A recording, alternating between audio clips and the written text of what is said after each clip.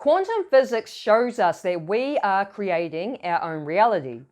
And so your habits play a part in creating your reality. If you have all these bad habits, you might be drinking too much alcohol, eating bad foods.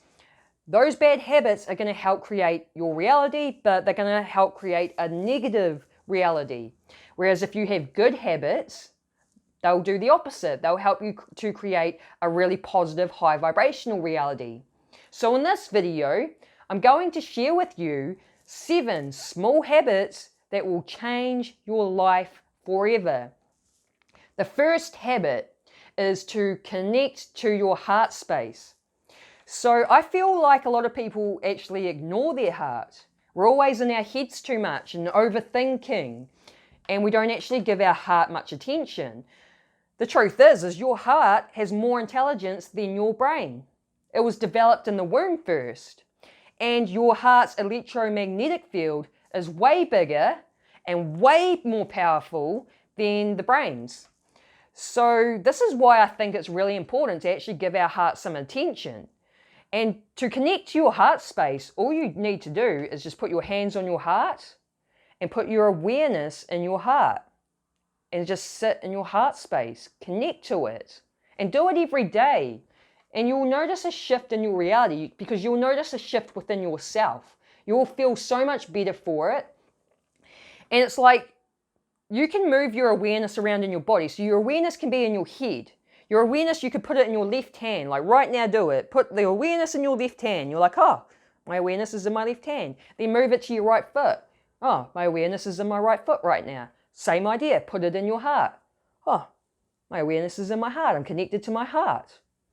So that is the first habit I recommend doing, is start connecting to your heart space every single day.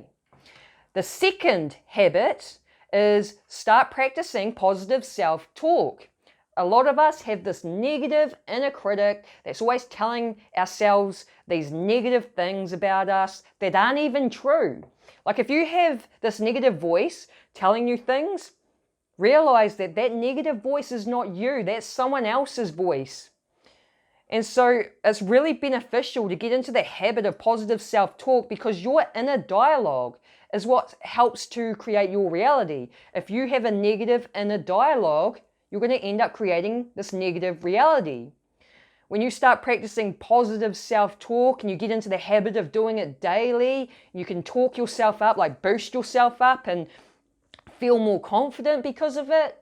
It's going to help you to create a more positive and high vibrational reality.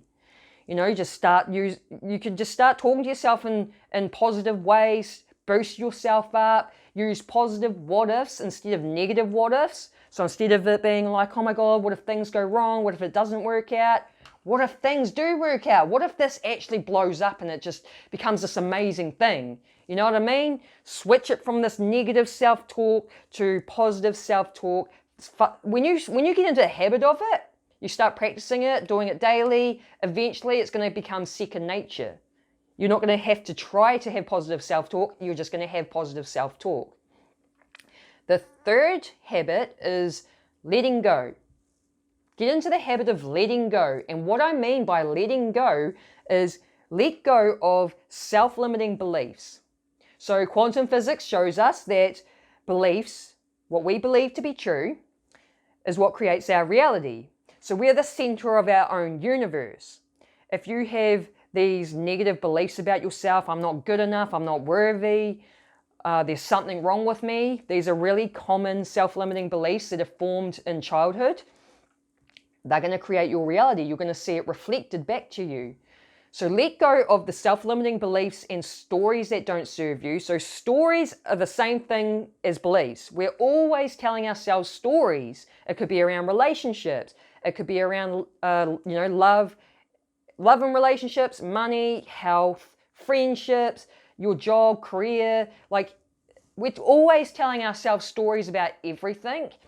And we do it without even realizing we're telling ourselves stories. Sometimes I catch myself out telling myself a story. I catch my friends out telling themselves these self-limiting stories. And I say, oh, stop telling yourself that story because it's self-limiting and your stories are creating reality. So it's having the awareness of it and then making that choice to let it go. Another thing to let go of is opinions. I still kind of am, but it's something I'm working on, is I'm the type of person that's opinionated. Especially when I know I'm right, because I do spend a lot of my free time learning about things, reading books, watching videos, studying. So a lot of the times when I share my opinion, I do know that I'm actually right, but there's always someone that's going to disagree with your opinion, and then they tend to start arguments.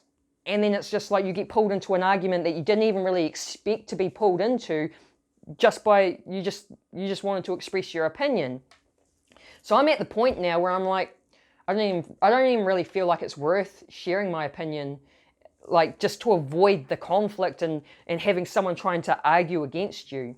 Another thing to let go of is outcome. We become very focused on the outcome and our results, but when we become focused on the outcome and the results, we actually butcher up the energy dynamics, and we create these resistance and blocks, and we stop our results from coming in. So get into the habit of letting go of the things that don't serve you. And I mean, like, you have to make the choice to let it go. Okay? Now, the fourth one is limit social media time. I don't believe humans were made to be staring in a phone for long periods of time. And you see so many people doing it. Like, it's become the norm in this era, right? I was born in 88, grew up in the 90s. So I had my childhood before phones, and I miss those times, to be honest, because I hate it when I'm in someone's presence and they just sit there with their nose in their phone, and it's like, why am I here? I might as well just leave and leave you to your phone. Like, I'm not about living in a phone. And it's actually really not good for our brains. Like, staring at a screen's not good for our brains and eyes. Being on social media and scrolling so much isn't good for our brains. It overstimulates our nervous system. You get all these unnatural dopamine hits. That's why you get hooked into scrolling. Dopamine hit, dopamine hit, dopamine hit, dopamine hit. But there are natural dopamine hits, and it actually leads to unhappiness. So I recommend to limit your time on social media, whether it's, setting a timer. Just like, you want to check Facebook, set a timer for like 5 or 10 minutes, and then once the timer's gone off, you get off this app. Because I say that because it's really easy for your attention to get sucked into it, and time just flies by and you don't even realize it. So limit it by setting a timer and having that discipline of only having a certain amount of time to be on social media. And another thing I recommend is don't be on social media when you first wake up or right before you go to sleep. It's not good for us. The first hour in the morning is what sets the tone for the rest of the day. It primes you. If you start doing something that's positive and powerful, that gets you in a really high vibrational state, you're going to have a really good day. But if you start it with mindless scrolling and you're seeing negative news articles, that's programming you, that's affecting your vibration, it's going to put you in a more of a negative type state, and then you're going to take that throughout your day. And it's the same idea before you go to bed. You don't want to be scrolling and then having all these unnatural dopamine hits and seeing all this negativity and then going to sleep. Because whatever you do right before sleeping, the last thing you watch or the last thing you listen to right before you go to sleep, you take that into your subconscious mind, and it marinates in your subconscious mind for the next 8 hours whilst you're sleeping. This is why I always recommend having like a morning routine and a nighttime routine that gets you in a positive state. If you go to sleep feeling positive, you're going to wake up feeling positive.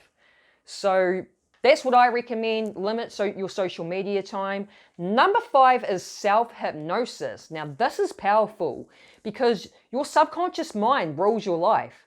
95% of your outer reality, it comes from the programming of your subconscious mind. So your mind's like a computer that runs on programs. And it was programmed, your subconscious mind was programmed in the first 7 years of your life when you're this little kid. And then once that programming's locked in, that's what gets you your results in your life. Now, we're always being programmed in our reality as well, whether it's through the news and politicians telling us this and that, and they just drill in the same message. They did this during the whole COVID thing. They kept drilling in that same message over and over and over and over again, and it was programming our minds. So if you aren't brainwashing yourself, if you aren't programming your own mind, Someone else is going to be doing it for you, and it will most likely get programmed in a negative way. And the programming is what rules your life. The programming is what gets you your results in life. If you want to know what sort of subconscious programming you've had, then all you need to do is just take a look at your life. What's your health like? What's your love and relationships like? How much money do you earn? Look at these things, because your subconscious programming is what controls these things. So you'll be able to figure out, if you're only earning, say, $60,000 a year, then that means your subconscious mind has been programmed to be in lack of money and to always be chasing money. So when you use self-hypnosis, this is the cool thing about it, we can consciously reprogram the subconscious. And when the programming changes in the subconscious, so does the outer reality, so does your results. So you can use things like audio recordings, success hypnosis, or there's positive affirmation videos or subconscious programming videos on YouTube. Any type of audio recording, you just put headphones in, go into a meditative state because you want to drop into the theta brainwave. When you're in theta brainwave, that's when you're in the subconscious. And you get into the theta brainwave through meditation. So if you're listening to some type of audio recording, something that's like you want it to be in the new program installed into your software or hard drive. I don't know, I'm not a very computer person, but you know what I'm saying? Like your mind's basically a computer. You want to take this new program that's like about financial abundance, and then you reprogram the subconscious by tapping into the theta brainwave, listening to the audio recording through headphones, and you do that. Like repetition's key with reprogramming the subconscious mind. You've got to do it daily, and what will end up happening is the programming will change, because consistency is key. If you're consistent, the programming is going to change. Once the programming changes, so does your reality. So does your results. And using self-hypnosis can help you just be in a very positive, high vibrational state if you're just constantly listening to positivity. So that's a really great habit to get into that will really change your life. Number 6 is gratitude. Replace complaining with gratitude, your world will change. So gratitude is a very high vibrational frequency. It is known as the frequency of receiving. I talk about it in my videos all the time because it is very powerful. So the way the universe works is whatever frequency you're tuned into is a reflection you get back. If you have genuine gratitude for what you have in your life, you're so happy and fulfilled with what you've got, by the laws of the universe will bring more things into your life for you to be grateful for. That is why gratitude is known as the frequency of receiving, but it has to be genuine. You can't trick the universe and be like, oh, I'm just going to be grateful for stuff so I can get more stuff. You can't fool the universe. It has to be genuine. So what I recommend is, what I do personally is I think of 3 things that I'm grateful for when I first wake up. And then right before I go to sleep, I think of 3 things that happened during the day that I was grateful for. And that also programs your mind to actually see how good life really is, because we're always overlooking the smaller things in life. And we're so focused on the big stuff, the holidays, the big house, the flash car. And we overlook the little things of like just having your favorite meal and just it tastes so good, you know what I mean? So it helps to program your mind or your brain into seeing how good life really is in the small stuff. And the last one, number 7, is self-love. A lot of people don't have self-love, and that's linked back to their childhood and the way that they were treated in childhood, the way that they were treated by, their parents. And I was one of these people, right? I didn't have self-worth, I didn't have self-love. But the good thing is we can work on these things. We can improve these things, which is what I've been doing for myself, working on my self-worth, working on my self-love. Now, self-love is also worth working on, because if you don't truly love yourself, other people won't truly love you. And I see people talk about this online and they say, oh, you shouldn't tell people that no one's going to love them if they don't love themselves. But it's true, because it's the laws of the universe. Everything outside of you is just a reflection of your state of consciousness. So if you don't truly love yourself, that's going to be reflected. You're going to attract people that won't truly love you. You might attract people that just use you, you know what I mean? When you truly love yourself, that's going to get reflected, and you will attract people and that will truly love you too. So laws of the universe. So get into the habit of practicing self-love. You're worth it. You know, do something nice for yourself. Run yourself a nice hot bath. Go get your favorite food that you love. Go have a workout. Look after your body. You know, do some self-care activities. Realize you're worth it. And when you start treating yourself with more love, it's going to be reflected in your outer reality, because it's going to shift your energy. It's going to shift how you feel about yourself. And again, we can improve these things. So those are my 7 small habits that will change your life forever. If you commit to doing these, you get into the habit of doing it to the point where it becomes second nature, your life will change for the better. You will experience a much better reality, because remember, quantum physics shows us that we create our own realities. If you got some sort of value out of this video, guys, let me know by hitting that like button or write a comment. I love reading comments from you. And if you like this sort of content, then make sure you subscribe, hit that bell notification so you can be notified whenever I drop a video.